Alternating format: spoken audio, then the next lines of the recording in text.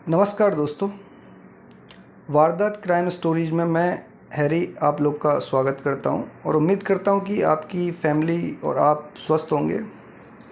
आज की जो हमारी कहानी है वो थोड़ी काफ़ी लंबी होने वाली है, क्योंकि ये अभी मैं हाल ही में आए हुए जो मई है 2024 को एक डिसीज़न आया है, उस डिसीज़न के रिलेटेड है और जो कि केस 11 साल पुराना है।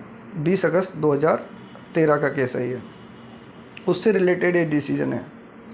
और उस केस में एक शख्स की हत्या हुई थी जिनका नाम नरेंद्र दाम्बोलकर है, जो कि कोई और नहीं, एक बहुत अच्छे सामाजिक कार्यकर्ता थे। मैं कहूँगा कि ऐसे सामाजिक कार्यकर्ता की हत्या होना हमारे देश में एक मतलब शर्मनाक बात है, देश के लिए स्पेशली, क्योंकि ये वो लोग हैं जो जैसे अगर हम बात करें 1829 में जब राजा राम मोहन राय ने ये सती प्रथा का अंत किया था, तो वो आदमी है जिन्होंने हमें उन चीज़ों से बाहर निकाला जो हम एक तरीके से उस समाज में रहते, तो वो एक पॉइजनस समाज था। जब हम मतलब वुमन विद ये शोल्डर टू शोल्डर बात करते हैं, वो कभी नहीं हो पाता। वुमन एम्पावरमेंट ये कभी नहीं हो पाता। और साथ में हम अगर तो ये इस तरीके के कार्यकर्ता थे। ये क्या करते थे कि सामाजिक अंधविश्वास और इनके खिलाफ एक कानून लाना चाहते थे, जिसके लिए ये लगातार आवाज़ उठाते रहते थे। इनकी हत्या होती है 20 अगस्त 2013 को। एक्चुअली में इस वीडियो को मैं आज शूट करने वाला था ही नहीं। मैं आज इस वीडियो पे ढंग से रिसर्च करके कल इस वीडियो को शूट करने वाला था, क्योंकि आज ऑलरेडी बहुत टायर्ड दिन रहा है, क्योंकि क्योंकि मैं खुद ही अकेला रिसर्च करता हूँ, फिर उसके बाद मैं वीडियो रिकॉर्ड करता हूँ, तो इसमें काफ़ी मतलब टायरिंग डे हो जाता है। तो मैं इसको आज तो बिल्कुल नहीं करने वाला था, बट इनकी जब मैं रिसर्च कर रहा था इनके बारे में, इनके मर्डर केस के बारे में, तब मुझे इनकी कही गई एक बात पता लगी जो कि मुझे बहुत प्रेरणा देती है। और अभी जब मैं इसको सुन रहा हूँ तो आगे भी मेरे को भविष्य में प्रेरणा देती रहेगी। तो चलिए केस पे आते हैं। तो नरेंद्र दाम्बोलकर जी, जो कि सामाजिक कार्यकर्ता थे, डॉक्टर भी थे, और साथ के साथ ये मतलब वो थे जो भारत का भविष्य और सुदृढ़ करना चाहते थे, जो कुरीतियाँ हैं उनको और थोड़ा हटाना चाहते थे। तो ये 20 अगस्त 2013 की सुबह 7:20 पे मॉर्निंग वॉक के लिए निकलते हैं। तभी पुणे के ओमकारेश्वर मंदिर के पास में एक पुल है, वहाँ पे 2 बाइक सवार काली बाइक पे इनका इंतज़ार कर रहे होते हैं। जैसे ही दाम्बोलकर जी इनके पास पहुँचते हैं तो ये दोनों के दोनों पिस्टल निकालते हैं और दाम्बोलकर जी पे पॉइंट ब्लैंक रेंज से फायर करते हैं। दाम्बोलकर जी को 4 गोलियां लगी, जिनमें से एक इनके सर में और 3 चेस्ट और एब्डोमेन वगैरह में लगी, जिससे इनकी हॉस्पिटल में जाके मृत्यु हो गई। तो अभी छानबीन का सिलसिला जो है वो शुरू होता है। पुलिस को जो आई विटनेस थे वो 2 मिले, जो कि और कोई नहीं, सफाई वर्कर थे, जो कि उसी एरिया में सफाई के लिए आए हुए थे। तो पुलिस ने उनकी पहचान के आधार पर 2 लोगों को गिरफ्तार किया, जिनका नाम था मनीष नागौरी और विकास खंडेलवाल। अब उनके कहने पे इनको अरेस्ट तो कर लिया और साथ में इनके पास में से 2 तमंचे भी मिले। पर जब आगे इन्वेस्टिगेशन करने पुलिस इनके ख़िलाफ़ जब सबूत जुटाने लगी, तो पुलिस को पता लगा कि ये लोग तो उस पे जो प्लेस है, जिस जगह पे उनकी डेथ हुई है दाम्बोलकर जी की, वहाँ पे ये मौजूद नहीं थे। और भी कई सारे जो सबूत हैं वो इनके खिलाफ़ आ ही नहीं रहे थे। तो इस तरीके से ये इनकी चार्जशीट, पुलिस जो है इनकी चार्जशीट रेज़ ही नहीं कर पाई। इसमें क्या हुआ कि इन लोगों ने अपना जो बेल एप्लीकेशन है वो भी फाइल किया। अब चूंकि इनके अगेंस्ट में चार्जशीट ही नहीं है, तो कोर्ट को इन्हें बरी करना पड़ा।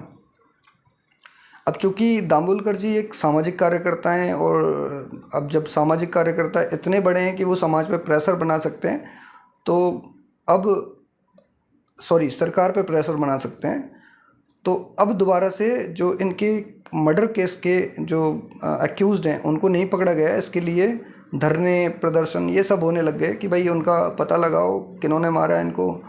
तो इसके लिए री इन्वेस्टिगेशन स्टार्ट होती है पुलिस की। अब पुलिस जो री इन्वेस्टिगेशन करती है, मैं चाहूँगा दोस्तों कि आप मैं चूँकि इसमें बहुत सारी रिसर्च करी मैंने, तो उसमें जो एक एक पॉइंट है उसको आप ध्यान से सुनिए।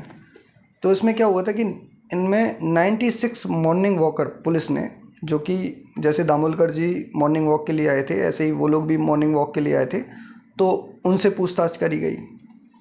हिस्ट्री सीटर और सुपारी किलर जितने भी पुणे में या पुणे के आसपास एरिया में एक्टिव थे उन सबको राउंड अप किया गया।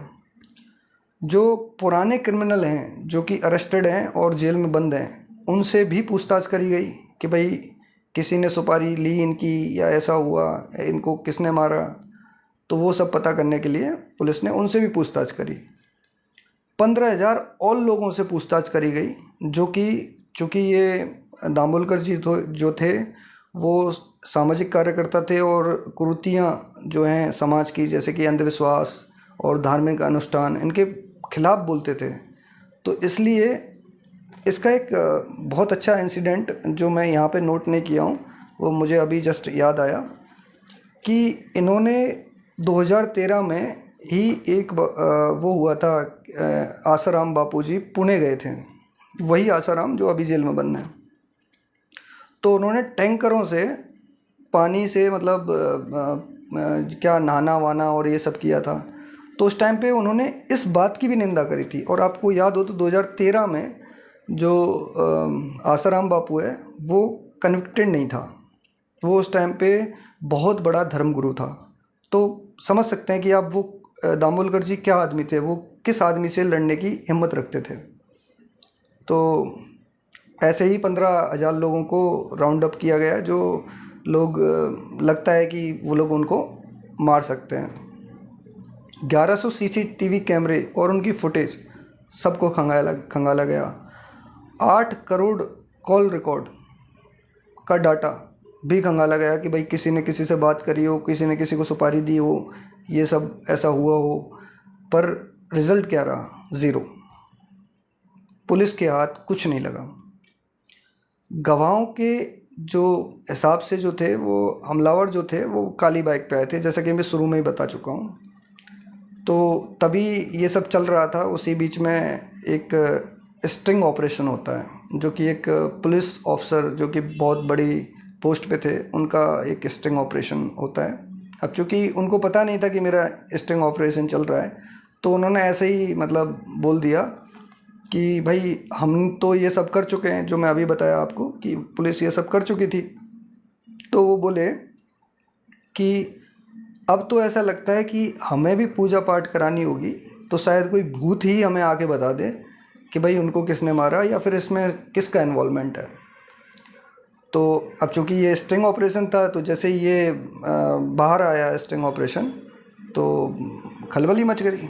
अब खलबली का परिणाम ये हुआ कि जो पुलिस अफसर हैं उनको अपनी पोस्ट से रेजिग्नेशन यानी बर्खास्त किया गया।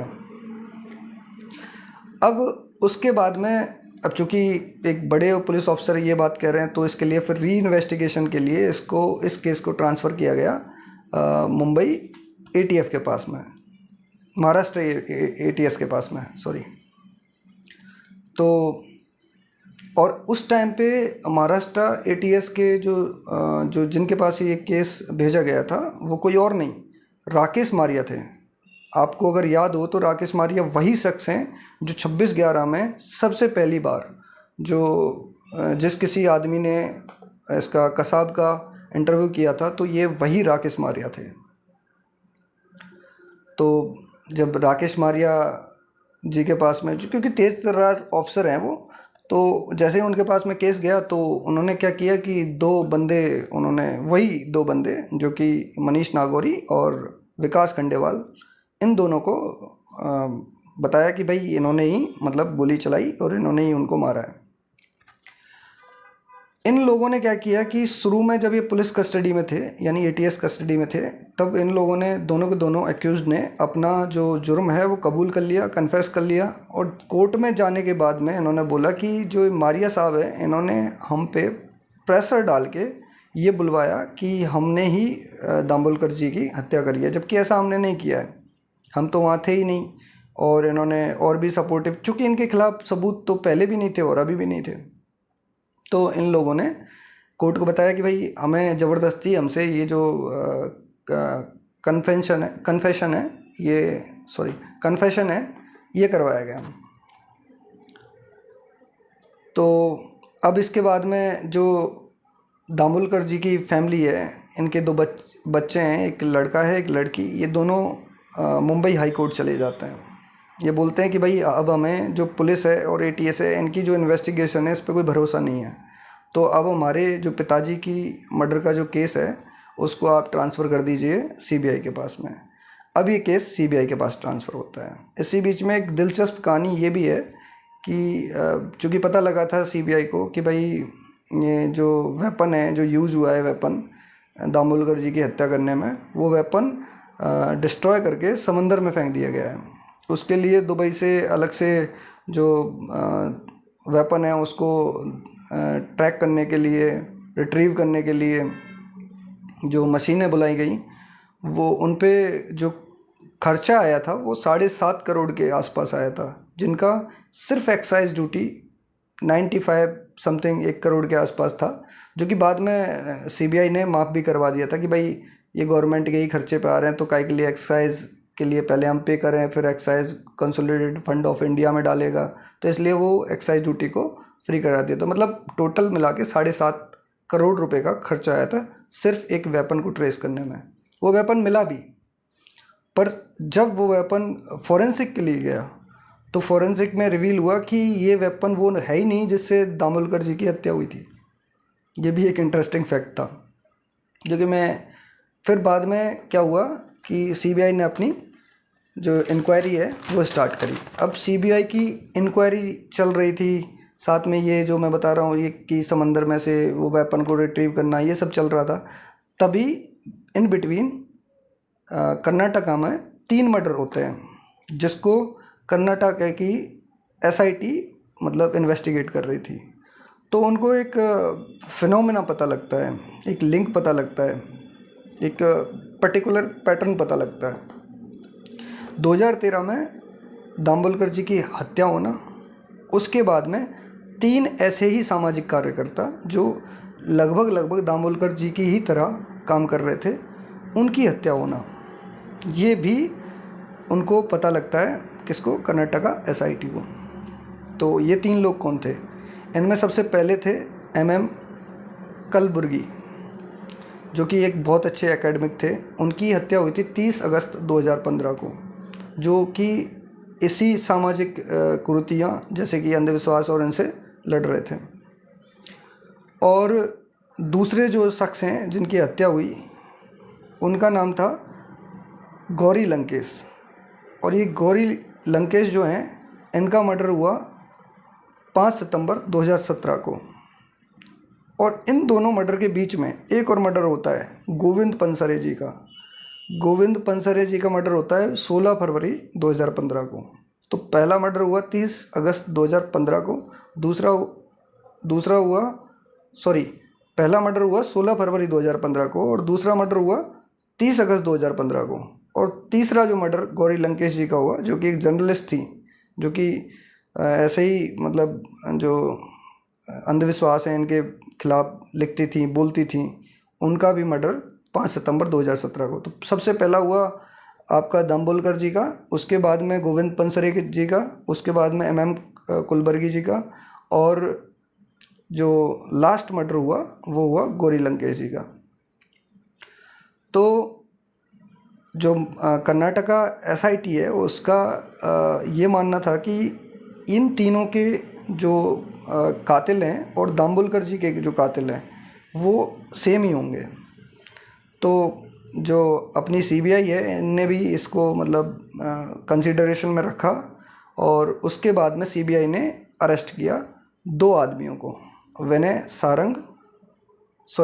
पवार और सारंग अघोलकर।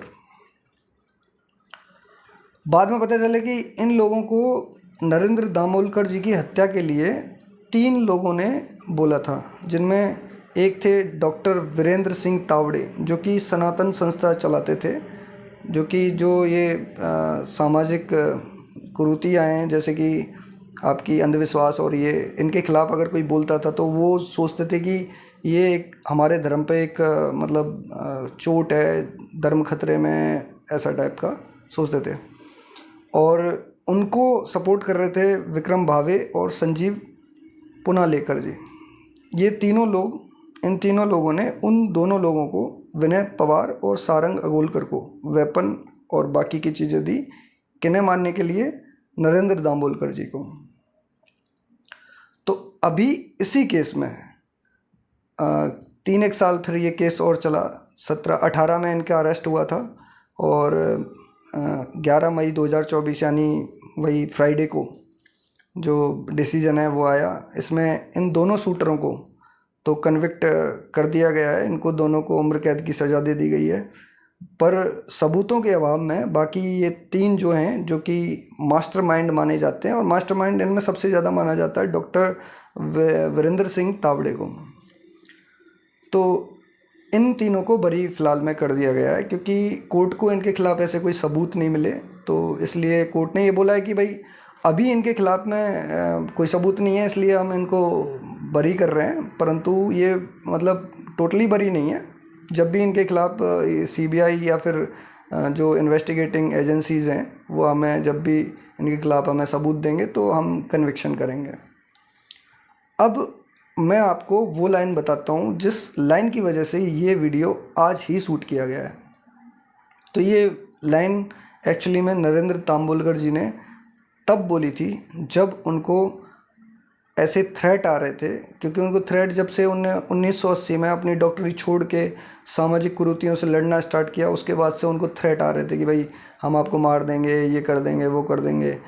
तो उन्होंने जब उनको गवर्नमेंट ने पुलिस प्रोटेक्शन देनी चाहिए तो उन्होंने पुलिस प्रोटेक्शन लेने से मना कर दिया। और उन्होंने बोला, उनके जो शब्द हैं वो मैं अभी आपको पढ़ के सुनाता हूँ कि अगर मुझे अपने ही देश में अपने ही लोगों से पुलिस सुरक्षा लेनी पड़ती है तो इसमें कुछ गड़बड़ी है। मैं भारतीय संविधान के दायरे में ही रहकर लड़ रहा हूँ और इसमें मैं किसी के खिलाफ़ नहीं हूँ, बल्कि मैं सभी के लिए ही लड़ रहा हूँ। तो ये जब ऐसे जो सामाजिक कार्यकर्ता हैं इनका मर्डर हो जाना, वो मतलब एब्सोल्युटली एक समाज की निशानी नहीं है, क्योंकि समाज छोड़ो, एक इंसान वही इंसान है जो अपने अंदर थोड़े बहुत चेंजेस, थोड़े बहुत बदलाव करते रहता है। और एक समाज जब बदलेगा ही नहीं, वो समाज किस मतलब का है, क्योंकि आपको अपनी नई ज़रूरतों के हिसाब से बदलना पड़ता है।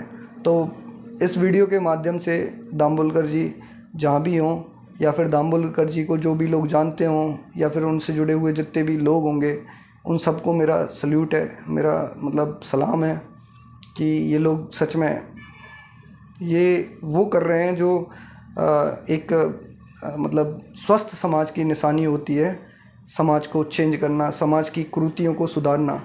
अगर हम राजा राम मोहन राय को आज याद रखते हैं तो हम दामोलकर जी को भी याद रखना हमारा फ़र्ज़ बनता है। और इसी कहानी में मैं थोड़ा भूल गया था बताना आपको कि इनकी मौत के कुछ दिन बाद ही, इनकी मौत हुई अगस्त 2013 में, 20 अगस्त 2013, दिसंबर 2013 में महाराष्ट्र गवर्नमेंट ने यह अंधविश्वास विरोधी कानून लेके भी आए इनकी श्रद्धांजलि के लिए। तो ये सफल भी हुए, इनको पद्मश्री भी मिला, परंतु इनके मरणोपरांत ऐसे आदमी को दिल से सलाम है, मैं मतलब दिल से सलाम करता हूँ, सॉरी।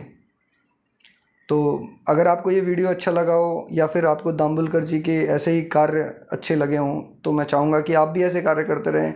समाज में जितनी भी कुरीतियाँ हैं इनको हम बदलें, समाज को हम बदलें, क्योंकि हम समाज का भविष्य हैं, हम समाज को कुछ देने जा रहे हैं। अगर हम आज इस समाज में जिंदा हैं तो समाज का भविष्य क्या होगा ये हम पे डिपेंड करता है। अगर हम इसको नहीं बदलते, इसका मतलब हम कहते हैं ना कि उसी थाली में खा रहे हैं, उसी थाली में छेद कर रहे हैं वाली बात हो जाएगी। तो मिलते हैं आपसे अगली वीडियो में। इस वीडियो को प्लीज़ अगर आपको अच्छी लगी हो तो शेयर, लाइक और सब्सक्राइब भी कर देना हमारे चैनल को। और साथ में आपको ये वीडियो कैसी लगी ये कमेंट में हमें बताना ना भूलिए। धन्यवाद, मिलते हैं।